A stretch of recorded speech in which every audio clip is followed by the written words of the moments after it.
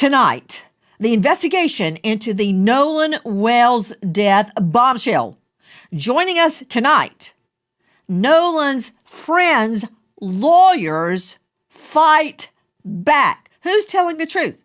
They think they know, but do they? I'm Nancy Grace. This is Crime Stories. I want to thank you for being with us.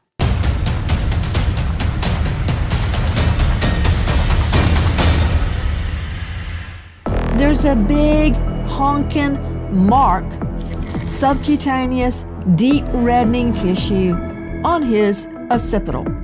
If I hit somebody in the back of the head, it'd be right there. There was no indication that there was any kind of contusions on the hand, the arm, no kind of defensive event. Back to Officer Tatum, star of The Officer Tatum on YouTube. Have the friends taken polygraphs? Well, from my understanding, all but I believe one took a polygraph, and from what was told to me that they all passed. And all of the ones that took a polygraph took one without a lawyer. And they cooperated with law enforcement. So from my understanding, everybody took a polygraph test. Why do you say that's from what you understand? Did they tell you they took a poly and passed? Yes, ma'am. They told me that they did it. I wasn't there. So that's what I'm saying from my understanding. They told me that all the boys except one, which is Warren, I believe, took a polygraph test. All of them did not have lawyers and did it and cooperated with police. Warren also cooperated with police. I just believe he didn't take a lot to take the test, but Warren is the young man that I interviewed. So according to what they told me, they all took a lie detector test and passed. And it's an equivalent of a lie detector test. It's not a traditional lie detector test, but it's the same theology of trying to get to if a person is lying. I don't know the name of it. It's an equivalent of a lie detector test. It's a different methodology. I don't believe it was a polygraph test. I believe they took other stressors in order to analyze if the people were telling the truth or not. Did they take a polygraph would be no. That is Officer Tatum from The Officer Tatum on YouTube. Joining us tonight are two very special guests. They are convinced of the friends, and when I say quoties, I don't mean they are or they're not friends, because I don't know. The young men on the Triton boat that took Nolan Wells to Horn Island. Many argue he was on the boat on the return when foul play occurred. Many argue he was not.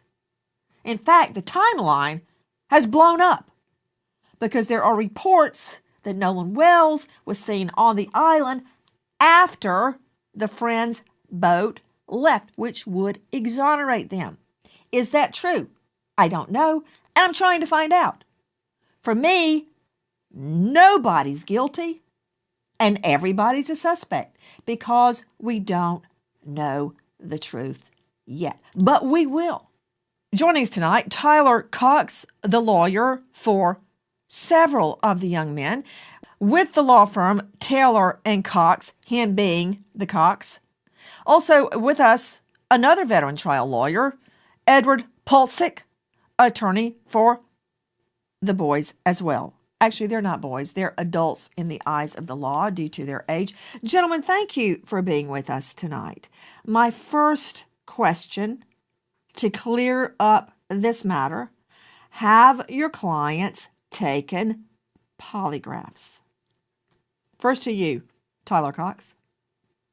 Nancy, my clients have not taken a polygraph test. And I can tell you why. Because any lawyer worth their salt is going to tell their clients not to take a polygraph test under any circumstances. Two of my clients went in and made statements with me. We're not going to I'm not going to do a polygraph test because, one, as you know, they're not admissible in court. And so it wasn't going to be admissible anyway. You should never, ever, if you're a lawyer, allow your clients to take a polygraph test. Now, we allowed investigators from the jump to have access to their phones, their Life 360, everything. We have cooperated implicitly every step of the way. But no, they didn't take polygraph tests. But what I'll tell you is one of the other boys, who I won't mention their name, but I'm sure that you've heard, took one. The girl that Nolan was with took a stress analysis voice test, and so did the other boy. So that's the test they took. Both of them passed. And so, again, no lawyer worth of salt is going to tell his clients to take a polygraph test or anything like that. I would like to corroborate part of what Tyler Cox just said. Any defense attorney, whether they're convinced, truly convinced their client is innocent or guilty, they're not going to allow a poly. I've never seen that. I've had a couple of lawyers, maybe 3, in all the years I practiced, all the people I put behind bars, consent before trial to a poly. 3. And they were all criminal cases that carried severe penalties. So what he's saying is true. Even if you think your client is innocent, very rarely will you see a defense lawyer say, sure, take a poly. However, I disagree with you regarding their admittance into court. Polygraphs are allowed in civil trials. O.J. Simpson, he flunked horribly. And if both sides stipulate to the polygraph's admittance before the polygraph is taken, it can come into a criminal trial. The reality is that never happens. That never happens. Right. At the time that we first cooperated with police, the first very week, the days after, just 1 to 2 days after the disappearance of Nolan Wells, we're not thinking about a civil suit. We're not thinking about that. We're thinking about how can we provide as much information to authorities so that they can find Nolan Wells. And it was not until after we spoke to officers and investigators that Nolan, unfortunately, his body was found on Horn Island, washed up. And it's unfortunate. And I hate that for Nolan, because by all accounts, he was an incredible person. He was just truly remarkable in almost every sense of the word. But I mean, we're not thinking about a civil suit at that point in time. We're trying to help authorities find our friend, who we can't find either. Edward Pulsick joining us in addition to Tyler Cox, both of them veteran trial lawyers. He is with Taylor Dykema. Edward, how did you get involved in this case? Well, I'd rather not talk about that. I can just tell you this. I can tell you that it was through a friend of a friend. You're kidding, right? You're kidding me. Because when you tell me I'd rather not answer, Well, I want to That's protect just the names. I wanna igniting protect the me na- to find out how Well, you hold got on. involved in the Well, case. Well, hold on. I can tell you a little bit more. I can tell you this. I can tell you a close friend who knows the Ocean Springs, Mississippi community very, very well, is from the area, connected me to a friend of his. And then I found myself speaking to Tyler here. And Tyler and I instantly became very close friends. We both have blue pickup trucks, so now we're the Blues Brothers. We just became very close. We hit it off. Then I had the opportunity to speak to Warren, speak to Morgan, speak to Jax, and we hit it off also. And I immediately realized these are incredibly fine young men. I realized Okay, right hold away on. I wanted to help them Ed, out. Ed, to you and Tyler, I'm not saying they have lied, and I'm not saying they haven't lied. I don't know. I have no reason to disbelieve your clients or to believe them. But you do know that people can look you right in the face and lie through your teeth, and you believe them. I've done it. I've had witnesses that I found out were lying to me, and it was a huge blow. I've had police officers. I worked a child trafficking case. My first child trafficking case. Worked it. I finally found the little girl. I went into a room full of sex workers. They went, she's in there. I'm like, there's no child in there. They went, she's the one in the white boots. She looked like she was 38 years old. She's 14. That said, we won the case.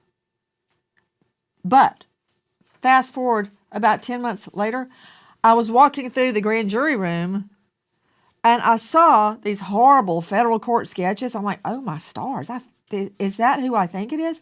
It was my vice cops. They had been stealing from dopers and they got indicted by the feds. And I had been out on the street with them every day for months trying to prove a child trafficking case. So, just because somebody tells you the sky is blue does not mean the sky is blue. You do know that, right? Well, I can tell you this: they were off Horn Island at 4:30 p.m. on July 4th, and Nolan Wells was seen alive. Now we're getting somewhere. How can you prove that to me other than them telling you? I assume you've got GPS tracking and the call to CTO? We have witnesses among other things, but I can also tell you this: they were off the island at 4:30 p.m.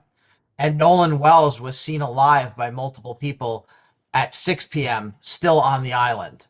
And I'm sure Tyler would be happy to elaborate on that. But this is a no doubt 100%. Please tell me, Tyler. Yes. Because I don't believe any of these people, and I don't disbelieve any of these people. I want to hear about witnesses that spotted him alive after 4:30, because I believe I can confirm the boat left around 4:30. And I'm referring to the Triton. That's the boat they were on. There are a lot of boats. Let's see the video of all the boats out there. So when I say Triton, I'm talking about the boat Nolan was on the way to the island. There's a lot of boats out there and a lot of witnesses too. This is from the Officer Tatum. Okay, there are witnesses placing him there at 6. And I want to be very clear, gentlemen, that I'm not convinced he drowned just because somebody said so. Even if he did drown, that does not mean that there wasn't foul play. Why is that mark on the back of his head? Was he hit on the head and fell in the water? Was he held under the water? Was it an accident? I don't know. But I am very interested in witnesses that place him alive at 6 p.m. Please tell me, Tyler Cox. So, Nancy, look, we have had multiple witnesses reach out to us, 2 confirmed witnesses that saw Nolan Wells on the island around 6 p.m. on July 4th, well after the Triton, as you said, left around 4:30. And so those witnesses have went to investigators, they've talked to the police, and they've done what they're supposed to do. We've cooperated 100%. So has Where did they see him, Tyler Cox?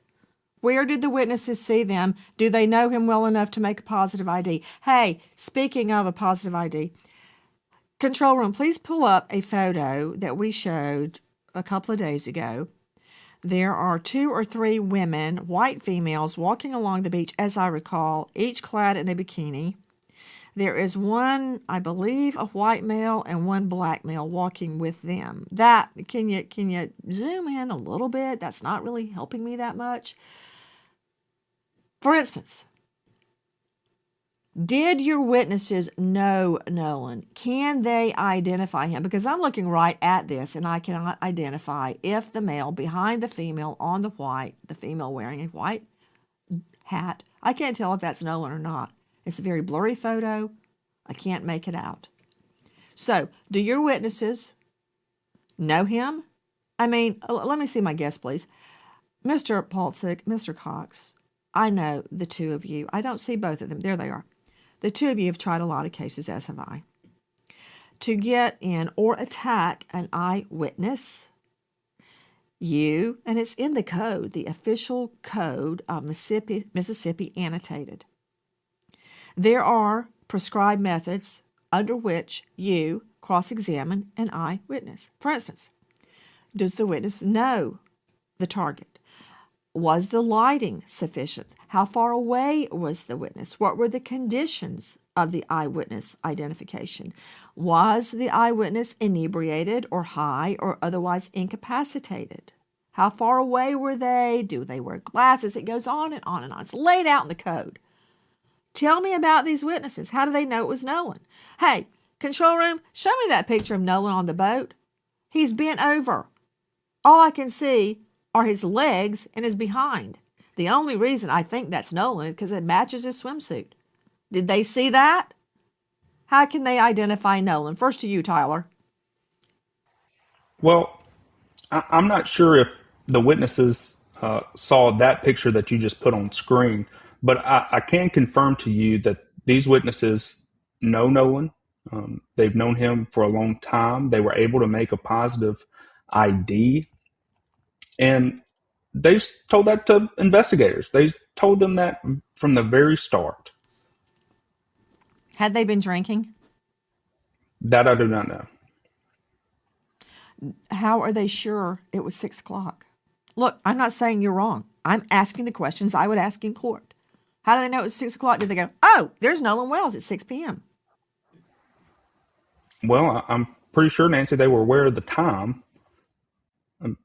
I'm not sure if they were drinking or not, but they're the ones that came forward to police and investigators, and that's their story to tell. What I'm telling you is they made a positive ID on Nolan Wells around 6 o'clock, and they told that to investigators, all while our clients were off the island around 4:30. So we have positive identification on Nolan on the island an hour and a half after our clients left. So, as you know from your experience as a prosecutor, they can't do two things at once. They can't be on the island at 6 o'clock and be on the boat going off the island at 4:30. So, that's where we are. Our clients have nothing to do with the death of Nolan Wells. We don't know how he died. We want to know. Please tell us. Somebody. We want to know just as much as anyone else. Our clients loved Nolan Wells. They were brothers to Nolan Wells. I've still yet to hear one bad thing about Nolan Wells. He was a good Ocean Springs kid. Just as Chuck Bordeaux says all the time in the courtroom, these are good Ocean Springs people. So Nolan was a good Ocean Springs person too. They love Nolan. We want to know. Will someone please just stop right there, tell us? Tyler. Tyler, I've got 1 hour, and nobody's running from miscongeniality. Let's just let it be noted, judicial notice. They were all good. Everybody's good, okay? Tyler, Yes. the witnesses that came forward, here's something that would tend to corroborate them, is if multiple witnesses said the same thing. Witnesses separated in time and space, witnesses that are not all friends, witnesses that are not good friends with your clients, that may have a reason to be fuzzy on the time. I'm not saying they are or that they're not. Here's my question to you. Are these witnesses friends of your clients? I don't think they're friends, and they're not even the same age. Okay. Next question. How many witnesses place him there on the island at 6-ish? At least two that I know. 2. Do the witnesses know each other? Yes. Were they together that day? Yes. Have they had a chance to discuss their recollections with each other before they came to police? Well, I'm sure they did. Nancy, look, they did what they were supposed to do, and they spoke to police officers. And you know as well as I do that if investigators or a DA's office had any sort of probable cause to make an arrest in a case like this, they would. They would have. Or they may be gathering evidence to make sure they've got all the evidence that there is. I mean, I would wait until I had all the evidence, including a completed autopsy. You know what? I'm going to jump ahead. But regarding the body, regarding Nolan's body, we've heard all sorts of inflammatory things. But the one thing that, well, many things are very interesting and probative. For instance, why was Nolan's neck of so much interest to the original medical examiner that it was removed? His foot wasn't removed. His toe wasn't removed. His ear wasn't removed. Why his neck? The lungs and the neck were removed, which obviously Edward Pulsick touches on COD, cause of death. I understand why the medical examiner took his lungs. He had to run tests on them to determine, did he drown? Of course, all three of us know you can drown and there still be foul play. Somebody whacked you on the head. If somebody held you underwater, it could be any number of things. Or it could be an innocent drowning. But why the throat? What was curious about the throat, Ed? Were there marks on the throat? Was there a ligature mark? Was there manual strangulation? Was there a compression? Were there bruises? Were there scratches? I don't know. Was a hyoid missing? I could go on, but I won't. Do either of you know what was of interest to the medical examiner in the removal of Nolan's throat? I'll tell you this. Listen, we're not coroners. We're not medical examiners. We want to know what happened to him just as much as everyone else. Quite frankly, more. Because Nolan was their best friend. Warren, Morgan, Jax. Nolan was their best friend. We want to know what happened. We haven't examined Nolan's body. We're not scientists. I just We thought can maybe you had been Yeah. somehow told why they took his throat. Okay, that's a note. We don't know Yeah, why they took his yeah. throat. Yeah, we don't want to speculate. Let me start with exactly. an open-ended question to you gentlemen. I started with, why haven't they taken a polygraph? I want to hear what your clients are saying happened that day, because my interest is piqued because you stated a young lady, and I assume this is Katie, the mysterious Katie, who turns out not to be that mysterious at all. Much was made of that. Now, one thing about Katie, originally, one or some of your clients said he was with some girl, we don't know her. Then it turned out they had been texting with her, so they did know her. There may be an innocent explanation for that or not. So, explain to me, who were they talking about when they said he was with a girl, we don't know her? He had never met her before, but yet they were texting with Katie, the girl he had been with. I'll throw that to you, Tyler. Do you know the answer to that? Sure. So they didn't know Katie, and they believe that Nolan didn't know Katie before that day. But you have to remember, once they started getting suspicious that Nolan wasn't with them anymore, they start asking themselves, okay, well, where's Nolan? They start texting everyone that they knew. Hey, have you seen Nolan? Do you know where Nolan is? Did he make it back home? All before they called Christine Wells that night, they start asking everybody. And so eventually they end up getting, through mutual friends, whoever, Katie's number. And so I believe it was maybe either Snapchat or text message. They got in communication with Katie. And Katie says, I don't know. We thought he was leaving with y'all. Well, I don't believe that's the case, obviously, because he did not leave with our boys. We don't know what happened to him, but that's Katie's statement. That's how they got a hold of Katie's numbers, because they're frantically trying to find out what happened to Nolan. What's your take on it, Ed? Because I think he's saying they did know Katie. I couldn't tell if he said did or didn't. Did he say they all did know Katie? No, they did not. They didn't know Katie. All right. And they Did not. determined who she was. Okay. Right. Hey, hold on. Tyler, you stated your clients, began to get suspicious, whereas Nolan. When did they get suspicious? It was later that night. I believe it was around 9 or 10 o'clock, maybe even 11, that they start saying, oh, well, has anyone seen Nolan? Where's Nolan? Did he make it back home? Does anybody know? They start calling around, texting, asking everybody. And once they determined that no one had the answer about where Nolan was, that's when they called Christine Wells. And then they stay on the phone. My client stayed on the phone with Christine Wells for about 5 or 6 minutes. And then he tells her, look, I'm going to call the Coast Guard just to make sure. And he did. He stays on the phone with the Coast Guard for 21 minutes. Okay. Ed Pulsick, also veteran trial lawyer. Ed, do you concur with that explanation of why they first said, I don't know her, we don't know her, he didn't know her, and then we find out that they had actually been texting with Katie? What's your understanding of that?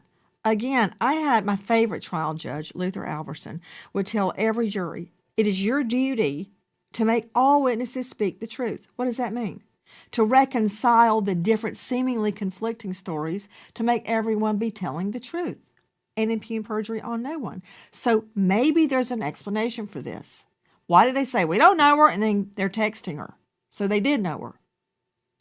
That characterization, they didn't say that. There's no contradiction. I can just tell you this. They didn't know her.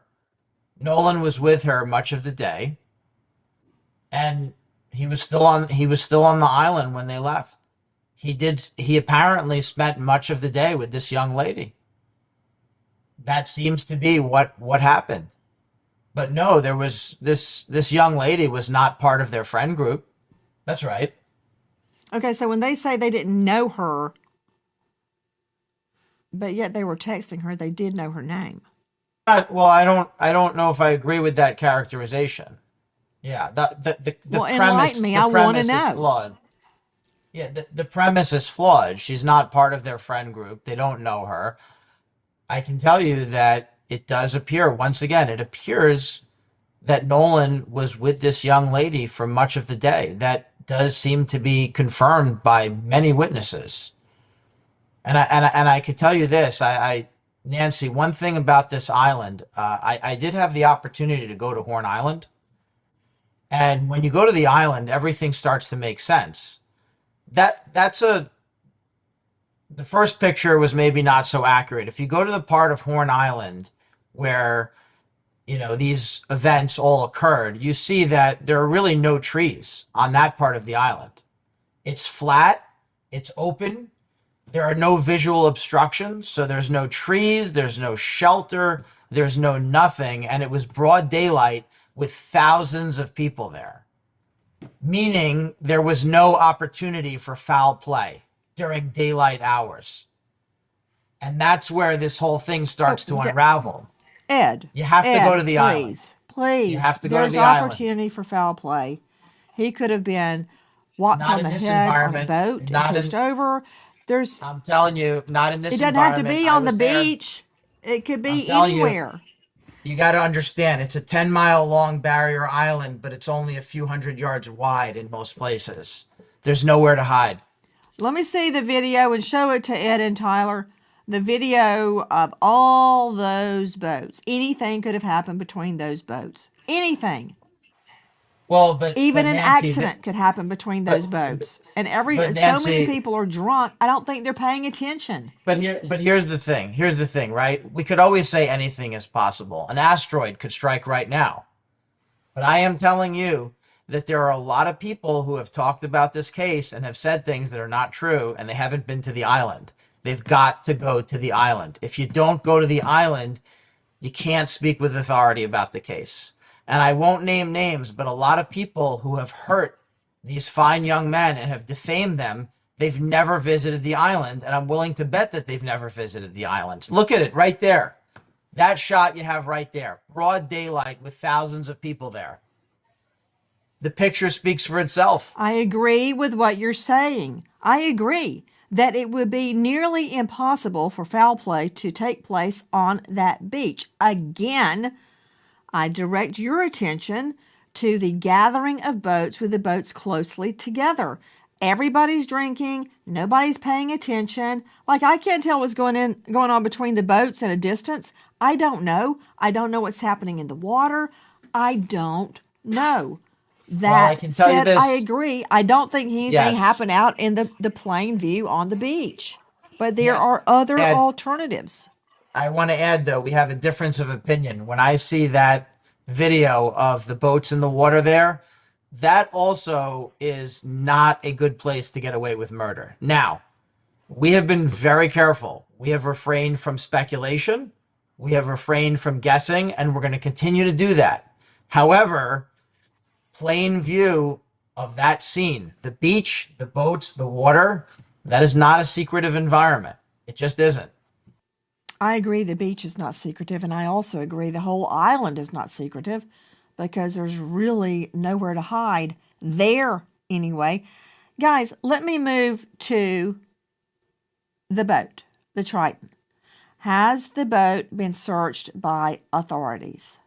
I do not believe that it has been searched by authorities, but it's been available to authorities this entire time. If authorities wanted to come see it, they're more than able to, and have been. Okay, I find that very interesting, Tyler, and I'll tell you why. In so many cases that I've prosecuted and covered and investigated, you see defendants, targets, trying to get rid of evidence. You see them cleaning the boat. You see them washing it down. You see them trying all sorts of methods to get rid of evidence. It's interesting to me and somewhat probative that your clients have offered the boat up to law enforcement to come and search it. I'm curious, has the boat not just been searched with the naked eye? Has luminol been used on the boat? Has alternative light sources been used on the boat? Has a cadaver dog come to the boat? Has a scent dog come to the boat? To your knowledge, either one of you. To my knowledge, Nancy, I do not believe that has happened. But again, my 3 clients, either one of them, none of them own that boat. So if it has, you would have to ask the owners. Tyler, do I look like I just fell off the turnip truck? Maybe I do, because we did sell turnips at the farmer's market when I was growing up. That said, you telling me my clients don't own the boat, so you'd have to ask the owner. Come on. You and Paulsick know if the boat has been searched. You know if cadaver dogs or scent dogs, luminol or alternative light has been used on the boat. Can you just tell me? Yes, no. It's not your client's fault. It's law enforcement's fault if they haven't done it. If authorities thought that there was something to find on that boat, don't you think this far out they would have already done it? I would think in the ordinary course of an investigation into potential foul play, I would have gone out there and done it. Just But if you believe there was potential foul play. Just to say, I searched it and it was clean. I didn't find any human blood. Well, The Nancy, cadaver you're dog asking a didn't valid. hit. Hold on, you're asking a valid question. You're just asking the wrong people. That's a question for law enforcement. To your knowledge, has it been searched? Have you been told by anyone that it was searched? I don't have I have any not been told involvement that, with the no. law enforcement. I don't have any involvement in the investigation. I'm We're going to take conducting that our as own a no. investigation. You can take it how you want. We're conducting our own investigation. Attention homeowners, Nancy Grace here. Scammers are using AI to steal from you. With forged paperwork and just a signature, they can claim control of your property on record. Then they take out loans against that property, or they even sell it for quick cash. Then they can borrow against your equity or even sell your property long before you realize anything's even wrong. And that is where Home Title Lock comes in. 24/7 monitoring, urgent alerts, a team of restoration experts that spend up to $1 million restoring your title if you're a victim. So when is the last time you checked your title? You can do it today and make sure you're not already a victim. Use our promo code Nancy, Nancy, at HomeTitleLock.com to get a free FREE title history report, plus a free trial of the $1 million triple lock protection. That's HomeTitleLock.com, promo code Nancy. Good luck. Joining us tonight, Tyler Cox, the lawyer for several of the young men. Also with us, Edward Paulsick, attorney for the boys as well. Tell me what you can about the CTO call. I've had renowned experts say, this wasn't doctored. I've had renowned experts say, this was totally doctored.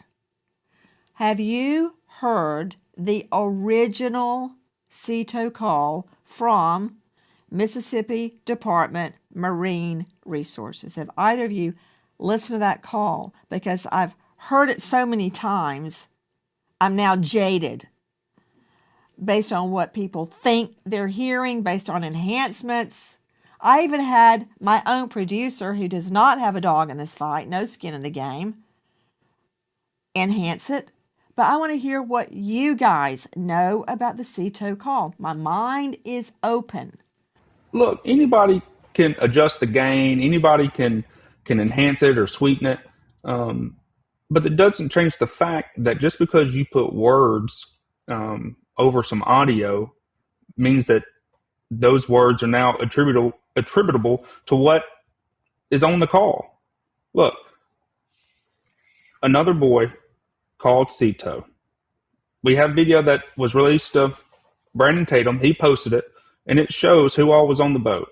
At no point in time does this CETO call ever, not once, where you find any sort of mention of Nolan being on the boat, of something happening to Nolan. I cannot state clearly enough, Nolan was not on the boat when it departed around 4:30. Look, the video that you're showing now, does anyone look like, and look, there's the boy that's on the CETO call right there. Does anyone look like there's a body on the boat or something had just happened? Look, Nancy, you were a prosecutor No. for a long time. None of these boys have a story that is untrue. Don't you think that after all this time, somebody would have snitched? That somebody wouldn't be able to keep their story straight? No. Look, these boys are telling the truth. Typically, you're absolutely right. That's why I usually don't believe in conspiracies, because nobody can keep their yap shut. Somebody blabs. And Nancy, now I'll say something about the CETO call. I have heard a lot of versions of the CETO call, and most of them are either completely fake or AI or doctored. And unfortunately, for folks that are doing that, that may become the subject of one or more lawsuits. It appears that there are hundreds of versions of the CETO call all over the internet, everywhere online. So now nobody can keep track of it. But I can tell you that. I can tell you, look at those photos. Nolan Wells is not on that boat. The photos to me are very convincing. Let's see the photo they're talking about again. Yes, I'm glad we agree about that. Do I know what time that was or what day that was? Is there a timestamp? Look, Yeah, I'm not 4:30. saying either of you are lying. I'm saying this is how I would test evidence in court. I mean, I take everything with a box of salt. When was that taken? Where was it taken? What time was it taken? Yeah. I'm curious. Is it timestamped? Nancy, you've been trying this case for over 30 days. The facts are the facts are the facts. These boys had nothing to do with the death of Nolan Wells. Okay, listen, when was the timestamp on that video? Nancy, I'm going to answer it this way. Yes. We don't think that you're accusing us of lying. We don't feel that way. We're just simply saying this. And it's okay. You're asking legitimate investigative questions. And we don't fault you for that. But here's what we're saying. It's been over 30 days. There has never been one shred, one iota, one piece, nothing. There is no evidence that ties Warren, Morgan, or Jax to any crime because they did not commit a crime. They had nothing whatsoever to do. Right. And there's again, nothing. what's timestamp on that video? But that's not our burden. See, that's the problem. You're putting this burden on us, all right? There's never been one piece of evidence. You did that to yourself, Paulsick, when you said, here's the boat that day and he's not on it. That may very well be true. That may be absolutely true. And I'm saying, when was the video taken? Well, no, I'm telling you. Around 4:30, July 4th. Yeah. And I'm telling you another thing, Nancy. We have multiple witnesses, and we're going to protect their names on the air here. We're not going to air out a private list of witnesses. We are. We're going to protect them. So I want to emphasize that as well. The witnesses that we're talking about, we're not going to do that to them. We're not going to name them here on the air. We're not doing that. I'm not asking you to. Yeah.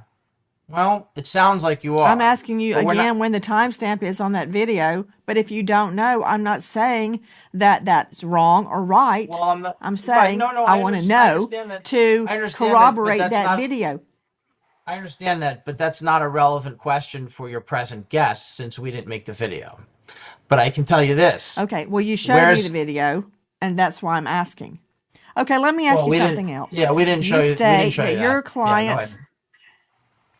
Go ahead.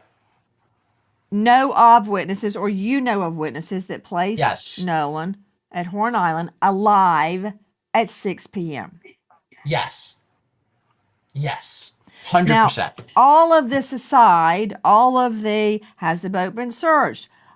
Where is Nolan found? Where are your clients found? All that is superseded by the fact that there may be witnesses placing him alive on the island at 6 p.m. And everything else disappears for me if that is true, because I know your clients were gone at 4:30-ish. Yes. Have these witnesses been questioned by law enforcement? Do you know? Yes. Yes. Yes. You're sure? Yes. Yes. And I'll tell you another thing. One other thing. There's a corollary, Nancy. There's a corollary. So there are witnesses who can place Nolan Wells on the island at 6 p.m. There are also witnesses who can confirm that Warren, Morgan, and Jax left the island around 4:30. So both sides are covered. We've got it covered. Well, for me, it's not that simple because I still don't know what happened to Nolan Wells. However, Neither do we. I believe that the GPS, which really cannot be controverted, shows when the Triton left, witness or no witness. I've got that. Now, who's on the boat? I believe that video is going to tell me who's on the boat. But all that, the overarching issue was he alive at 6 p.m.? This is where I'm going. Right. And Nancy, I don't can I say one, care Nancy, one who thing. was with him last. I don't care if it exonerates or convicts course. anybody. I just want to know the truth. And it's good to ask, Sir? and I want to say this, it's good to ask tough questions. These are all valid questions, but what we're trying to do for you is simplify it. 4:30 and 6 p.m. End of story. I want to believe you. I want to believe you, Ed. But just because somebody says so, don't make it so. And I'm trying to prove it. That your clients were gone and that Nolan, more importantly, in my mind, was still alive. If that's true, your clients are in the clear. As far as I'm Nancy, They are in the clear. And I- the I- CETO yep. call and everything else falls away if I can place him alive at 6 p.m. And the people that want to hang your clients, I can't help their unrequited anger. Yes. I don't care. Because Yes. somebody, in my mind, was the last person to see Nolan Wells alive, whether it's your clients or somebody else, and I want to find that person that saw Yes. him. You say 6 o'clock? Who are they? Make yourselves known. Put us all out of our misery. Help me find out what happened to Nolan. Yes. Nancy, can I want ask you you to this? understand. I'm just Why trying would- to find out. Yes, sir. Go ahead. Why in the world would these witnesses make themselves public after you've seen more than 30 days of death threats, in-person threats, credible threats, people making threats and getting arrested, all geared towards these boys and others? Why would they become public? Why would they here's come one out answer. publicly? One answer is they're telling the truth and they want to put it out there. Another possibility the truth to is investigators. everybody already knew who they were, so they went out on Tatum to exonerate themselves. I mean, that could go either way. But I see what you're saying. I get it. And Nancy, I still don't know get the this truth. Nancy, have you ever Yes. seen any other people accused of the crimes that online internet trolls have accused these boys of go and do podcasts, do interviews, have their attorneys go and advocate for them like this on on a national platform like this, if we weren't 100% sure and they weren't 100% sure that nothing they did was in connection to Nolan Wells' death. They left the island at 4:30. He was spotted on the island after that at 6, alive and well. That's it. End of story. Do you think these are actions of 3 boys who, 1, keep their story straight, 2, don't snitch on each other, and 3, have made and had to have made to defend themselves multiple media appearances and have their attorneys do the same? Are those the actions of someone who is guilty? No. Typically, no, I agree with you, but there are cases where killers go out in the front of it and make all sorts of pleas. Please bring my wife home. Please bring my little But babies Nancy, home. here's- So yes, let me I give have you a seen really- that. I know that's not what you want to We hear, had to. but yes, I have seen it. Right, and Nancy, Me neither. let me give you a really important point here. And by the way, I appreciate some of the things you're saying, and let me just say this. This might be the most important thing. Look, we have a lot of humility. Warren, Morgan, and Jax have a lot of humility. One of the things that we knew when we were going to come on with you is we know you're going to ask us tough questions. We know you're going to ask us tough questions, and we're happy to answer them as best we can. But one thing we've been very consistent about, there are so many things we don't know, right? We won't be able to answer all of your tough questions. And the reason we can't is because we just don't know the answer to a lot of them. But we do know what we know. We know they were off that island at 4:30. We know Nolan was on the island at 6. We just want to emphasize our humility in that regard because we just don't know and we would love to know. We want to know how this tragedy happened as much as anyone, more than anyone. I want both of you gentlemen to understand something. If I thought I had convicted the wrong person, I couldn't live with myself. Son. I personally investigated every case I ever tried and put before a jury. I do not want the wrong person, an innocent person, to suffer claims and allegations, much less go to jail. But I do want the right person, if there is a right person. Right. If there is. Which leads me to, I want to believe you and I want to believe your clients. But for me, everything is what can I prove? What can I prove? They say so, so what? Prove it to me. Let me ask you this. Do you know where Nolan's phone is? Anybody? Can Today? anybody tell me where Nolan's phone is? Good Right question. now, as we sit here today. Has it ever been turned over to authorities? No, it has not. You're sure?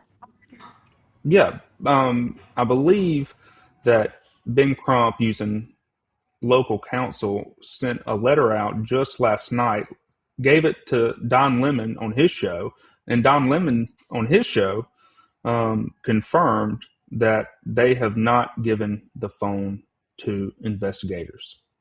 Well, that's on investigators because they need to get the phone and they need to look at it. How are they going to get it if they don't give it to them? Warrant? Subpoena Dukas Based on Tecum? Grand what? jury subpoena Dukas Tecum? Sure, but it hasn't been to the No grand one's jury found? yet. Hasn't been to the grand jury There yet. is. Are you telling me you don't think a grand jury is convening on this? I think they are. I don't think they have looked at Well, the you case said, how do you yet. get the phone? You obviously get the phone. Police go say, hey, can we look at the phone? And they go, sure, here it is. That's one way. Well, Or you're what if they don't give it to investigating them? potential crime. You get a warrant and you go, hey, give me the phone. Here's the warrant. That's 2 ways. Or you get a grand jury or a judge's order. There's all sorts of ways to get that phone. Well, Nancy, You could just Nancy, ask why, and they hand it over. Yeah, Nancy, Why didn't they give it to why him? has the Yeah, Nancy, why? Yeah, why is that phone hasn't been turned over? Why?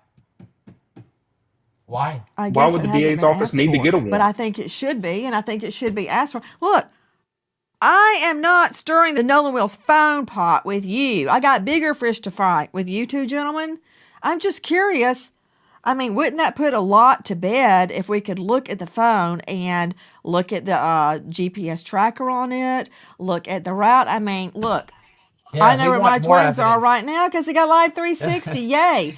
Why Nancy, we can't we want look at more. that? I mean, Nancy, we want more evidence.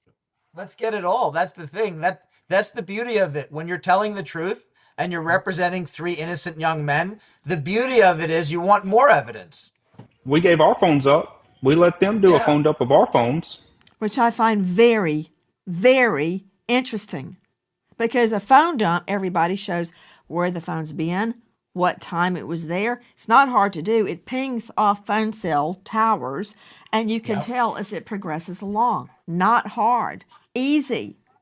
And I find that Every probative because it will tell me when the boys went to Horn Island, the young men, and when they returned. It's better than an eyewitness to me. Tyler, what else do you have to add? Nancy, we have told you, we've told everyone we could, we've shouted it from the rooftops. The same story over and over again. There's no other way to say it. It's like banging our heads against the wall because nobody, at least in the online atmosphere, will listen to it. We've said the same thing over and over and over again. We can't say it any other different way. That's the truth. The truth is what it is. Hi guys, Nancy Grace here. If you are a homeowner, you've probably thought, should I call American Financing to refinance and pay off this debt? But you don't because of your low mortgage rate. That low rate, it's not saving you if you're drowning in credit card interest. People are calling American Financing, and American Financing is saving customers an average of $800. That's not in all, that's a month, by using their equity to pay off the credit card debt. Using their home equity to pay off credit card debt. No upfront fees. It costs you nothing to find out what you could be saving. And if you start today, you may be able to delay 2 mortgage payments. American Financing, 866-888-0344. Repeat, 866-888-0344. Or just go online to americanfinancing.net/Nancy. Disclaimer, NMLS 182334, NMLSconsumeraccess.org, APR for rates in the 5S start at 6.327% for well-qualified borrowers. Call 866-888-0344 for details about credit costs and terms. Go to http:// www.americanfinancing.net/Nancy. Average savings are based on borrowers who save over $199.99. And good luck. I truly believe that submitting to polygraphs or having the boat searched by law enforcement with scent dogs and cadaver dogs and luminol would go a long way to stopping the speculation. But again, all that aside, if I could speak to or hear from those witnesses placing Nolan alive at 6 after your clients had left the island, I feel that the investigation would take a different turn. In any event, we do not want to pile on any individuals suffering if they are in fact innocent. That's not what I want. I want the truth, as I believe you do too. Well, of course I do. I'll be happy to reach out to them and at least ask them. Best I can do. That said, gentlemen, I appreciate you coming on with us, and I invite you back to answer even more questions.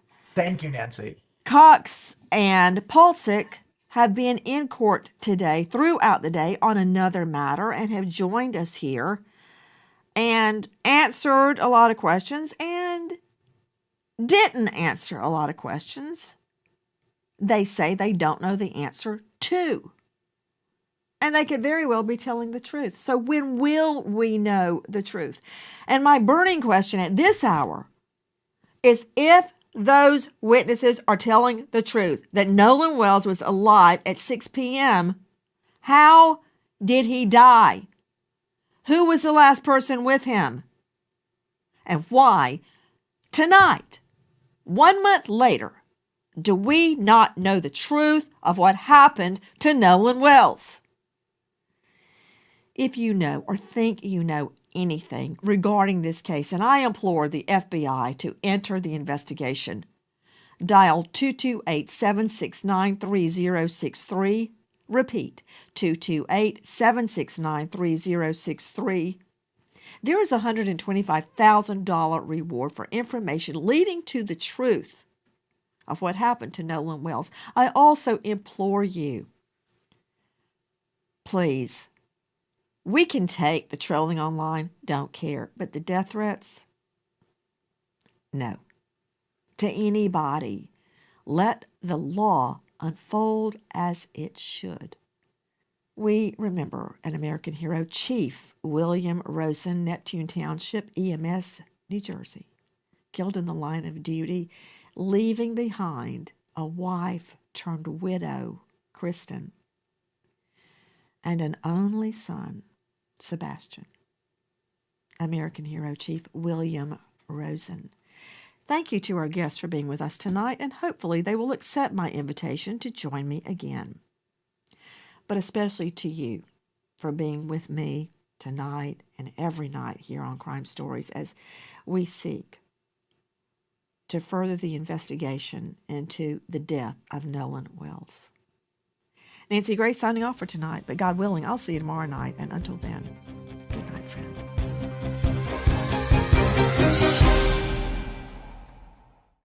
Hi, guys. Please join us on our mission to find missing people, especially children, to solve unsolved homicides. And if you're on the go, please join us on your favorite podcast app where you can get all our content, where we, in our way, seek justice.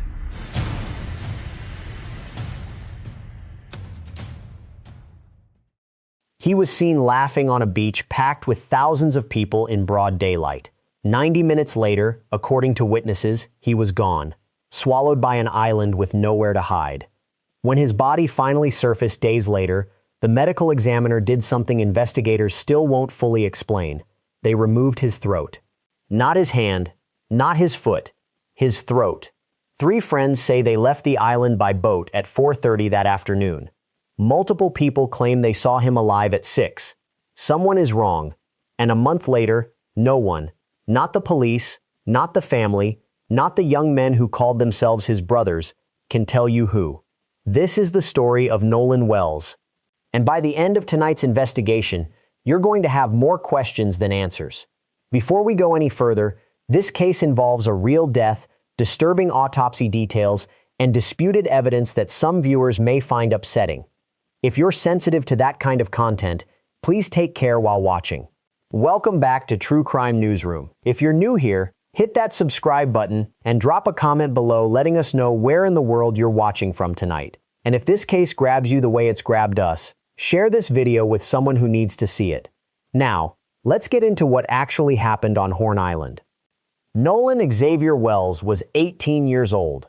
He grew up in Ocean Springs, Mississippi, graduated high school there in 2025, and by that summer he was playing wide receiver for Southwest Mississippi Community College, getting ready to head back for football training. His mother, Christine Wansley, has said the last time she heard from him was the night before, July 3rd.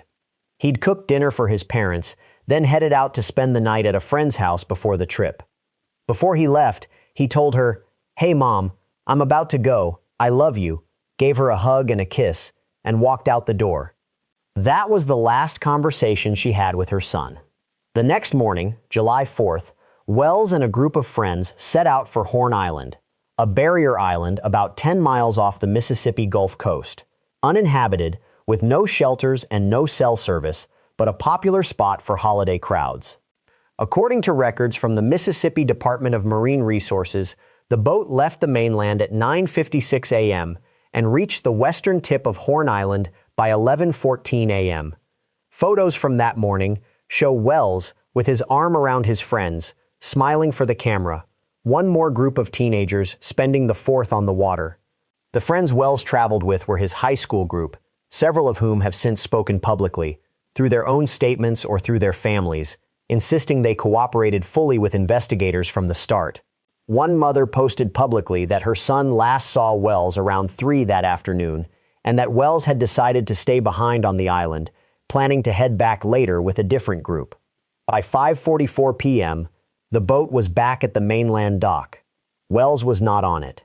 That night, his family was notified he hadn't come home, and the search began almost immediately. The next morning, July 5th, Marine officials attempted to launch drones to scan the island and surrounding water. The first flight ran into a software failure that couldn't be fixed in the field. A second attempt followed, then a third, but that flight ended abruptly when the drone's battery separated mid-search, swollen from the heat. Officials called off further flights, citing the extreme temperatures. For a full day, an island packed with holiday visitors just hours earlier was being searched with equipment that kept failing. On July 6th, a National Park Service agent found Wells's body in the water off the shoreline of Horn Island.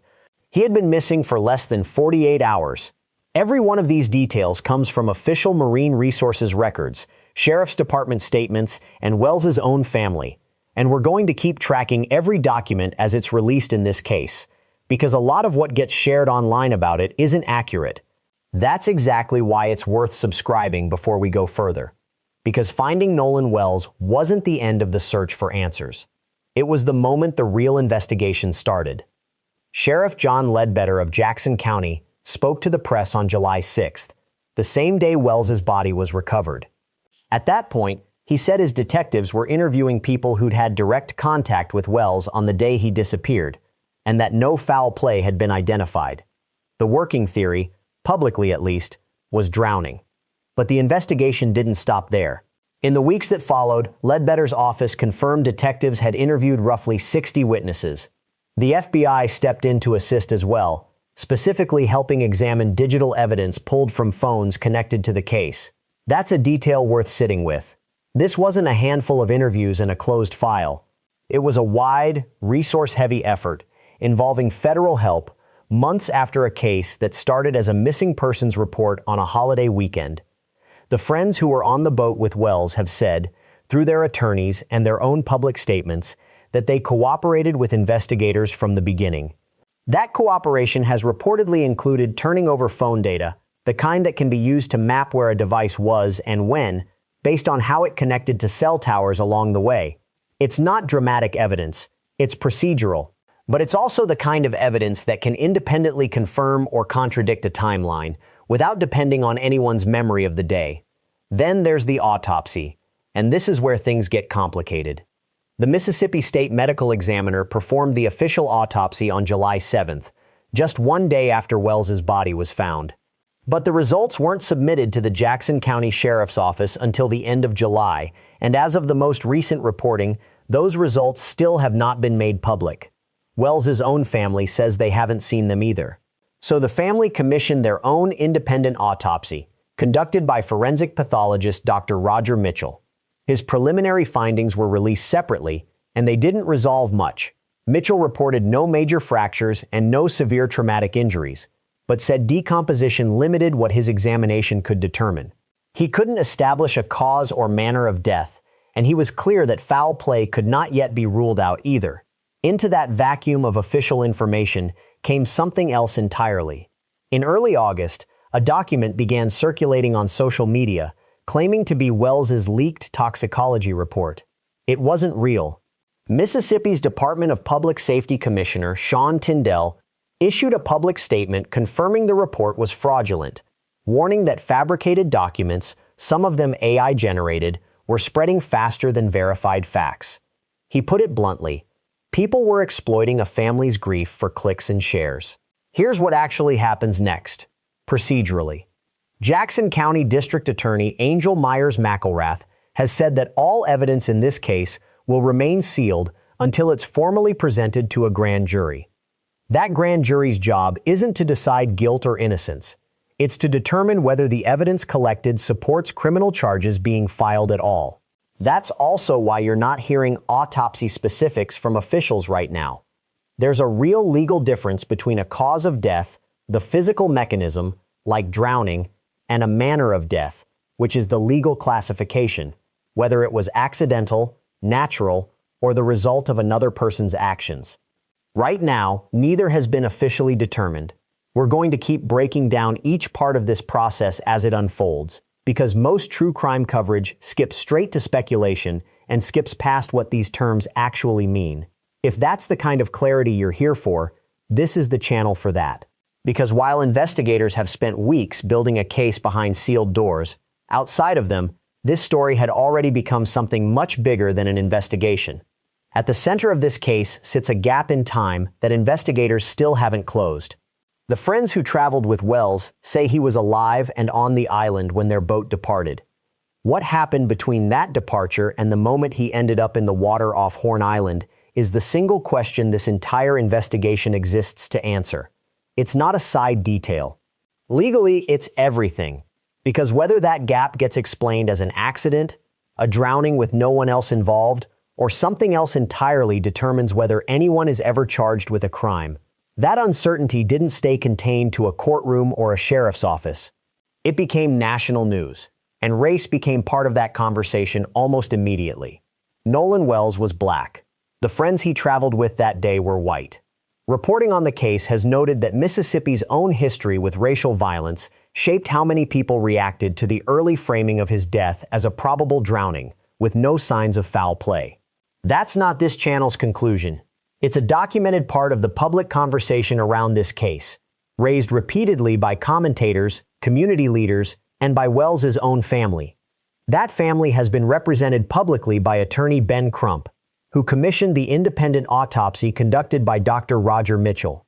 Crump has used his platform to press for transparency, criticizing the pace of the official investigation and the fact that the state's autopsy results still hadn't been shared with Wells's family more than a month after his death.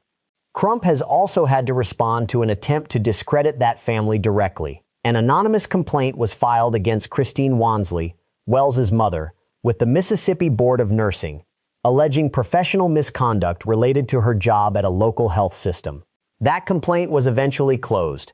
Crump called it frivolous and unfounded, describing it publicly as an attempt to intimidate a grieving mother into silence. The board's decision to close it means, functionally, that it went nowhere. As public attention grew, so did something darker. In early August, federal authorities charged 3 people with making threats connected to this case, specifically targeting a judge, a witness, and local officials involved in the investigation. It's worth being precise here. None of the 3 people charged have been reported to have any connection to Wells, to his family, or to the friends who were with him on the boat. These were outside actors, drawn into the case by its visibility online, threatening real people carrying out real legal responsibilities. That detail matters because it shows how a case built on unanswered questions can generate real danger for people with no decision-making power in it at all. Not everything that followed was hostile. In New Orleans, hundreds of miles from where Wells died, community members organized a second-line procession in his honor, a tradition rooted in celebration as much as mourning. One organizer said plainly that the goal wasn't to accuse anyone. It was to let Wells' family know they weren't grieving alone, and to keep pushing, publicly, for answers. That's really the through line of everything in this chapter. Threats, procedures, statements, autopsies, none of it moves forward on its own. It moves because people keep watching, keep asking, and keep refusing to let a case go quiet just because the legal process is slow. That's the same reason this channel exists, and it's exactly why hitting subscribe actually matters here. It's not a formality, it's how you make sure you're not missing the moment new information becomes public. Because in a case like this, that's often the only thing that keeps pressure on. As of the most recent reporting, none of that pressure has produced an official answer yet, which brings us to where this case actually stands right now. Nearly 6 weeks after Nolan Wells died, the case is still, formally, unresolved. Both autopsies remain inconclusive. The independent examination, led by Dr. Roger Mitchell, found no skull fractures and no major injuries that clearly explained his death, though Mitchell did flag a red discoloration on the back of Wells's head as inconclusive and worth further study.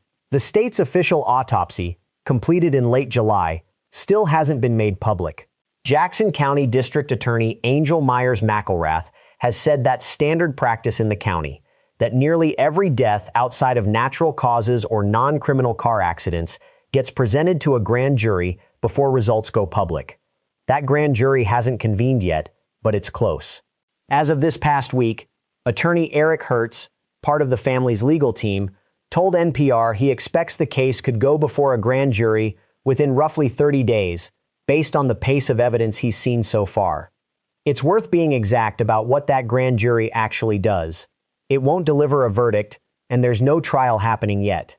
Its job is narrower than that. It reviews the evidence investigators have gathered and decides whether that evidence supports filing criminal charges against anyone at all. That decision could go several directions: formal charges, no charges, or a request for more investigation before deciding either way. There's also new pressure building at the federal level. This week, the Congressional Black Caucus sent a letter pushing for federal oversight of the investigation, and attorney Ben Crump appeared at a press conference in Atlanta alongside Congresswoman Lucy McBath, Reverend Al Sharpton, and Wells's parents. Crump has also claimed that portions of Wells's body were missing following the state autopsy, a claim state officials have not publicly addressed. So here's what's genuinely still unknown.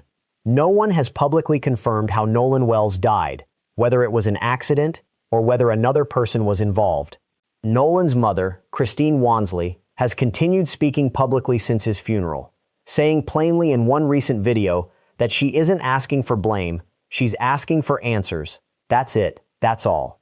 That's where this case sits right now, and it's still moving. If you want to know the moment the grand jury makes a decision, subscribe, because we'll cover it the second it's confirmed. Let us know in the comments where you're watching from and what you think actually happened to Nolan Wells that afternoon. If this case matters to you, share it with someone who hasn't heard the full story yet. This has been True Crime Newsroom. We'll see you in the next one.